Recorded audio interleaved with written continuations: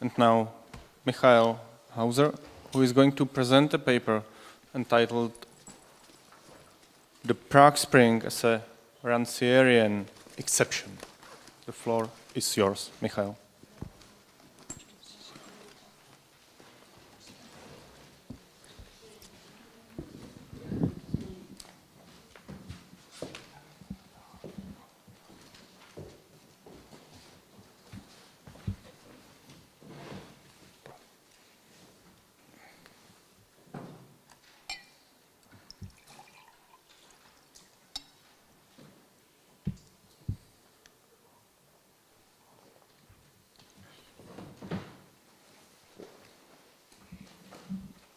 So we have two springs in 1968, and each spring showed a specific political logic. Parisian May 1968 was a political configuration which gave rise to a new kind of radical thinking with Rancière, Badiou, and others as leading figures. It's true that these radical thinkers blazed a trail in anti-establishment and anti-statist criticism, but Prague Spring was distinguished. There was another political logic which enables us to grasp Prague Spring as a message in a battle. Generally, I propose to read the Prague Spring against the background of a conundrum of the contemporary left theory and politics. I would formulate this conundrum, this critical point, as a mix of anti-statism gesture with the renewed issue of the possible emancipatory meaning of the state and the state institution, with the issue of the creating a new order as a result of a left movement. This is the issue which recently Slavoj Žižek brought up. So I would like to concentrate on Rancière's concept of politics as an exemplary case of theoretical effects of Paris, May '68.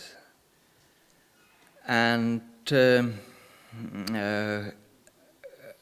I will show that the Prague Spring as a cluster of political procedures can be interpreted as an exception to Rancierian concept of politics.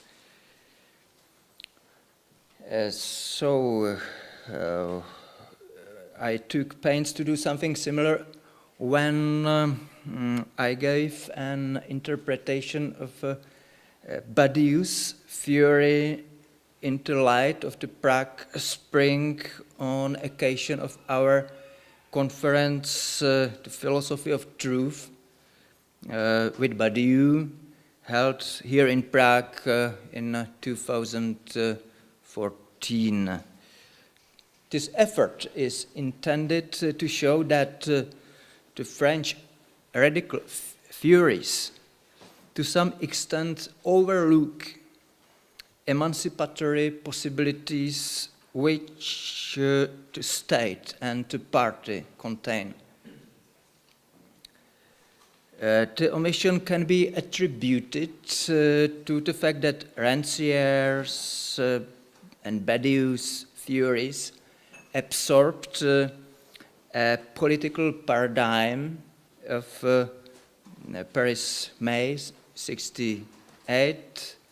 That was, as a matter of fact, that was French Maoism, with its stressing the spontaneous and authentic political process which disturbs an established social order.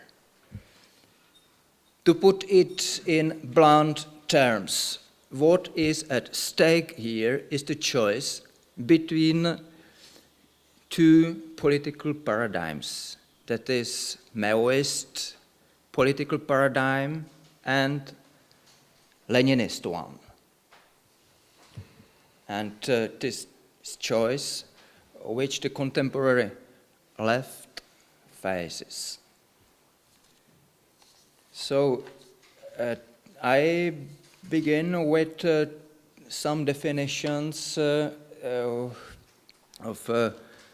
politics and so-called polis order provided by Rancière. First term, the Rancierian concept of polis regime. The polis regime is the law that defines places and positions in a given society. The polis is first an order of bodies, it's a social institution that defines the allocation of ways of doing, ways of being, ways of saying, and sees that those bodies are assigned by name to a particular place and task. And it's an order of the visible and sayable that sees that a particular activity is visible and another is not.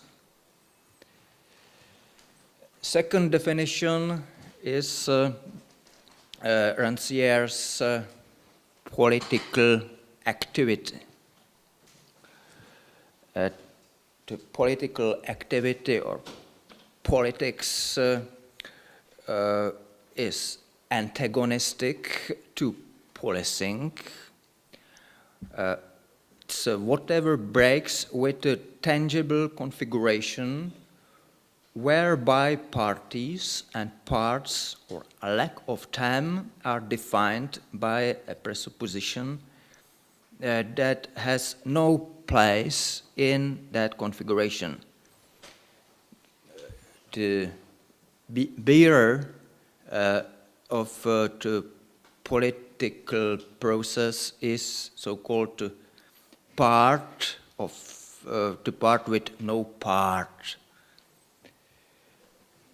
So, in contrast to it, the Prague Spring provided us with different definitions. For a moment, let's put aside historical conditions to the evolution of socialism in East and Middle Europe, the issue of socialization of the means of production and other things. And for the moment, let's embrace Rancierian point of view, stressing the structural mapping of the society. So, what will we behold? I quote Alexander Dubcek speech. It was provided it was Dubcek's report on the meeting of the Central Committee of the Communist Party of Czechoslovakia, April 1968. Dubcek says, the task of the Communist Party consists in revealing, completing, and refining reason, which is engendered by mass movements. The democratic movement seized the given political and social forms and appropriated them as far as these forms were able to incorporate the new contents. As far as these forms were not able to do it, they began being broken by this new content. Now we can interpret this passage through Rancierian terminology. To short it, we can suppose that the Communist Party symbolized the institution of the police regime. The Communist Party formed and kept a Rancierian police regime. This was because the Communist Party defined the places and the field of what is visible and invisible in the Tan society. It was due to its ideology, due to its moral code, due to the nomenclature, due to officials, and we can grasp the Tan society as a kind of the police regime which was run by the Communist Party.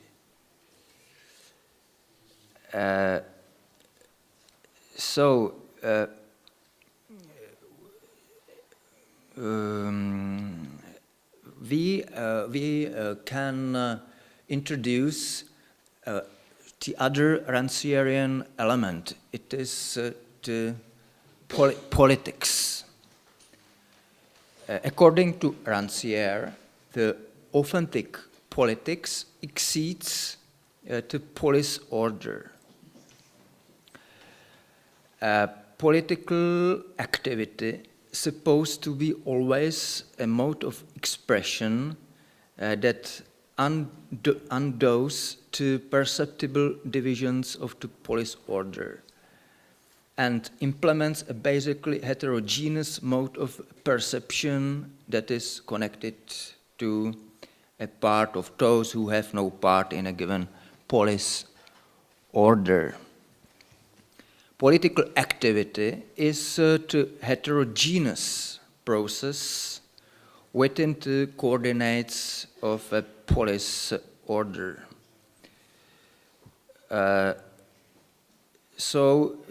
There are heterogeneity, antagonism, contradiction, break between the police order and the political activity. It's according to Rancierian concept of politics and society. Against this Rancierian background, we can see another relation between the police order and the politics in the Prague Spring. I argue that in this period, the authentic political activity in Rancierian sense appeared. Dubcek, in to mention the passage indicates to emergence of Rancierian politics when he speaks about reason which is engendered by mass movement. So there are two semantic elements in Dubcek's sentence, in Dubcek's speech. The first one is the mass movement. The mass movement is not a composition of social groups with pre-given definitions. This is democratic movement. If I quote Alexander Dubcek, and this means that this movement can be depicted as spontaneous activity of the majority of society, with imagination and breaking the pre-given political and social forms. This movement shatters and disturbs the definitions and social institutions that correspond to the police regime.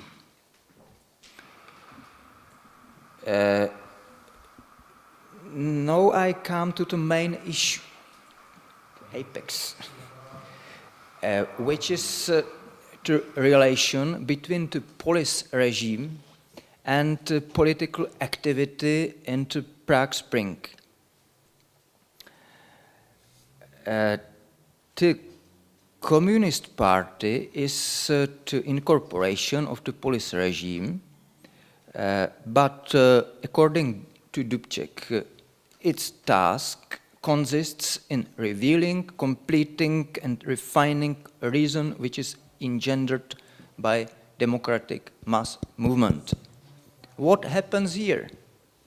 What is the meaning of the Communist Party's activity from Rancierian point of view?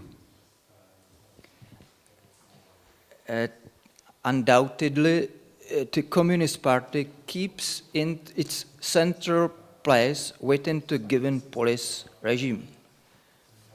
The leading role of the Communist Party is out of dispute, as Alexander Dubcek put it. It is because the Communist Party is the only actor in the society which is able to keep the economical system socialist. But the Communist Party is tasked with completing and refining the voice of the political movement and create new forms for the creativity and spontaneity of people. For instance, this is the forms called the councils, companies' councils, which enable peoples to participate in self-management of companies.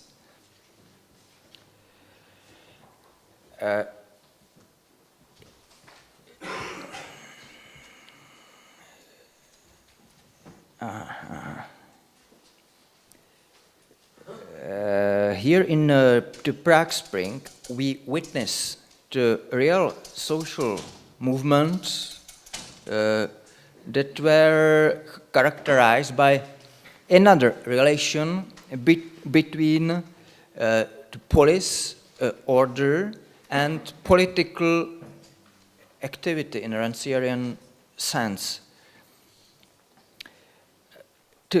We can even say that the Communist Party as a police regime is active as a Rancierian political movement in respect to the fact that Dubcek's Communist Party tries to provoke the spontaneous activities of people.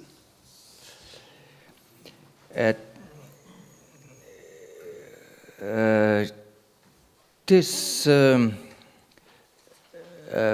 political movement, however, gains social forms that are co-produced with the police regime, which can be seen as a principle of order. So generally, the relation between the police regime and the political activity in the Prague Spring is some kind of complementarity or mutual enhancing. This relation is not pre-given in the police regime, but is open and experimental. This is the search for effective connection of socialism and democracy, as Dubcek put it. This phrase can be seen to express the connection of the police regime and political activity, which is impossible in a Rancierian way of thinking. Prague Spring provides us with the political model that overcomes Rancier's assumption with a Maoist inspiration that antagonism and the gulf between police order with parties and state institutions and authentic political activity is definite and irremovable. Thank you for your attention.